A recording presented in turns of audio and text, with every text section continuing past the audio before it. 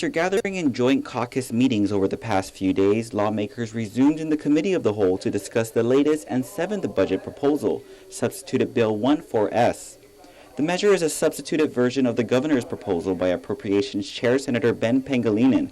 The new version includes $120 million again for tax refunds, but also provides transfer authority for the governor to the Guam Memorial Hospital, $33.4 million to be exact. Pangilinan in a release says he corrected the governor's language in the latest Budget Act and allowed him to not only transfer $10.5 million from FY 2014 to pay for GMH obligations for this fiscal year, but also allows the governor to transfer $22.9 million from the over $51 million he reserved from agencies in FY 2013, as well as the 2% reserve to GMH, OFB's Chris Budasi.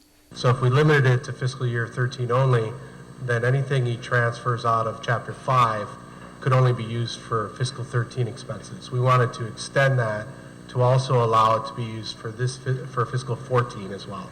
And with the new bill, senators from both sides of the aisle added their own amendments, some of which were proffered before in past budget proposals, like Senator Aline Yamashita adding her section for education. To pay for prior year unpaid promised compensation due to unprocessed personal actions, authorized detail appointments, and court-ordered pay. Senator Frank Uggan Jr. added a new section regarding senior citizen centers.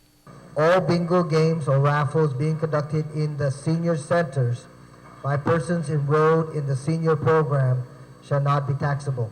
Any income derived from the bingo games or sale of raffle tickets shall go towards activities of the senior citizens and for exclusive use by the senior citizens.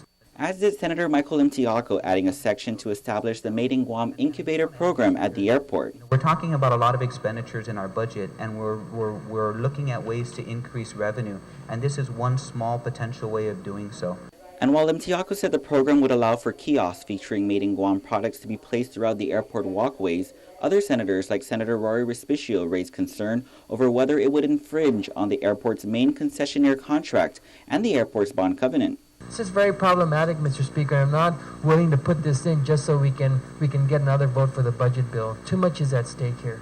The amendment eventually passed, as did Senator Tina Muñoz Barnes' amendment requiring DRT to submit a report of the status of income tax refunds, both paid and due, along with Speaker Judy Wampat's amendment that would appropriate money from the government's general fund by way of its GDIT funds to public health for its Medicaid program. The amendment is expected to provide $18 million to public health, in which in turn would be able to assist GMH in alleviating its cash crisis. Committee on Health Chair Senator Dennis Rodriguez Jr. commended the Speaker for the action. This is really a victory for the hospital, a victory for our people. Lawmakers eventually missed the lunch hour after lengthy discussions and rose from the Committee of the Whole before 2 p.m. with the recommendation to pass Bill 14S as substituted with all the amendments intact. Reporting for Guam's News Network, I'm Ken Quintaniza.